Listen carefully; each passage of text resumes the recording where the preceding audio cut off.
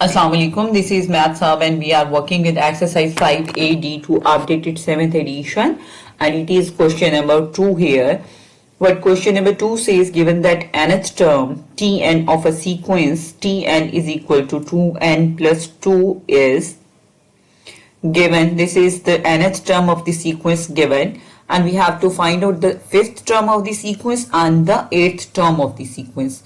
So we are starting for the solution. Given is nth term of the sequence, इसको हम nth term भी बोलते हैं, जो आपके पास एक जर्नली फॉर्मूला गिवन होता है. इसी तरह से एज आई टोल्ड अर्लियर, इसको हम will be like saying it general term as well and we'll be talking about this is formula also.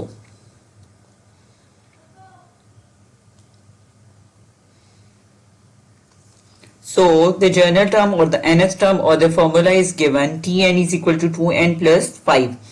अब आपके पास ये ऐसा फॉर्मूला होता है जिसमें आप n की जो वैल्यू लगाते हैं आपके पास वही टर्म आ जाती है. यानी कि अब हमने चेक करना है फिफ्थ टर्म, फिफ्थ नंबर पे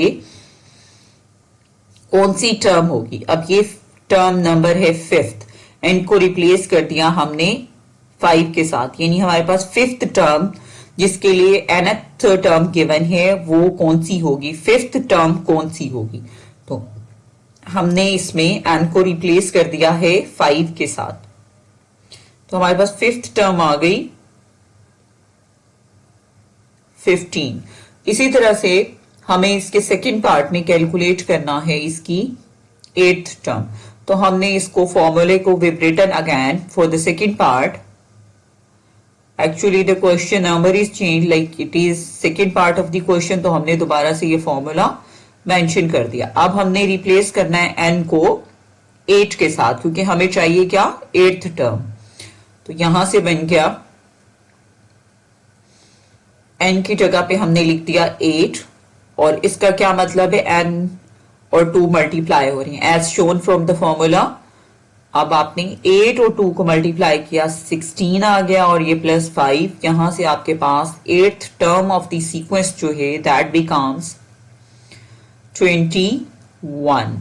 अब उसके बाद इसका थर्ड पार्ट है कि आपने you have to find out the lowest common multiple, यानी कि एलसीएम निकालना है 5th टर्म का और 8th टर्म का.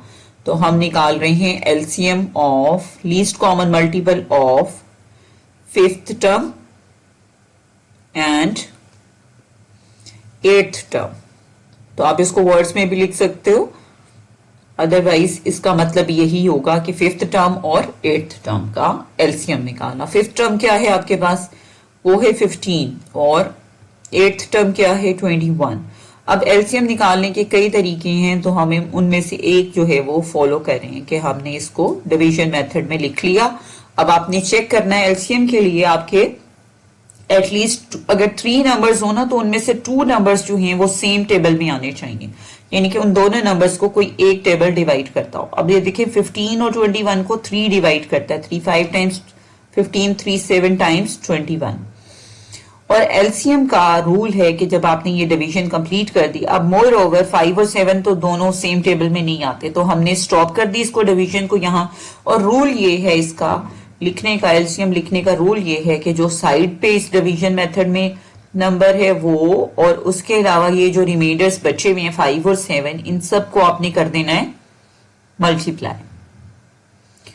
अब आपने इनको मल्टीप्लाई किया तो आपके पास एलसीएम आ गया 5th टर्म का और 8th टर्म का, और वो एलसीएम क्या आया 105.